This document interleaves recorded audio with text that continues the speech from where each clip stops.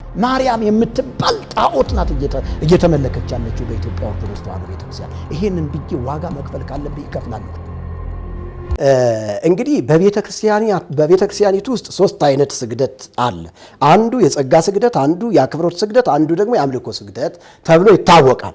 ነገር ግን እውነት ለማርያም የጸጋ ስግደት ወይም ደግሞ የአክብሮት ስግደት የምንሰግድ ከሆነ እንዲያው ማርያም ሆይ እባክሽን ይሄ ላንቺ የሚገባው የጸጋ ስግደት ነው ወይም የአክብሮት ስግደት ነውና ተቀበይም ብለን ነው ወይ የምንሰግደው?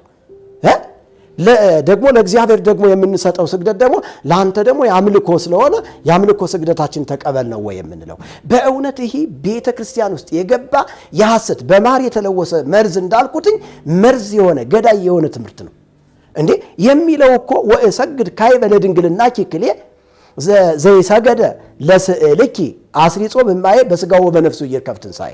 እንዴ በሁለት በኩል ድንግል ነሽና እንሰግድልሻለን። ለስዕልሽ ከመስገድ ወደ ኋላ ያለ ወይም ያፈገፈገ ሰው ቢኖር ነው እኮ የሚለው ይሄ መልካ ስዕል የሚባለው መጽሐፍ። በነፍሱም በስጋውም ትንሣኤ አያገኝም ነው የሚለው። በነፍሱ በስጋው ትንሣኤ የማያገኘው ለማርያም ስዕል የማይሰግድ ነው። እንደገና መቅድመ ታምሩ ላይ ገብተህ ስታነብ ደግሞ የማርያም ታምር የሚናገረው ደግሞ ስለ ስዕሏ ይናገራል።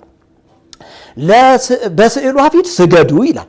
ለስዕሏ ያልሰገደ ከቆመበት ስፍራ ይጥፋ፣ ስም አጠራሩ ማይታወቅ። እንደገና ከፍ ብሎ ወደ ቁጥር 48 49 አካባቢ ላይ ደግሞ ስታነበው ምን ይላል መሰለ? ድንግልናኪ ለይረግሙ በሰይፈ ገብርኤል ይትገዘሙ ወበስቃይ እሳት ይመሙ ይላል። ይሁን ድንግልናሽን የማይቀበሉ ሰዎች ቢኖሩ በገብርኤል ሰይፍ ተቆራርጠው አረው ከስለው ወድመው በአፍጢማቸው ተደፍተው ወደ ገሃነመ እሳት ይውደቁ ይላል። ስለዚህ መርካቶ ለሚሳል ስዕል ነው ወይ ሰዎች እንዲሰግዱ እየተደረገ የጸጋ ስግደት ነው የሚባለው? ይህ እግዚአብሔርን የሚያስቀና አምልኮተ ባዕድ ነው።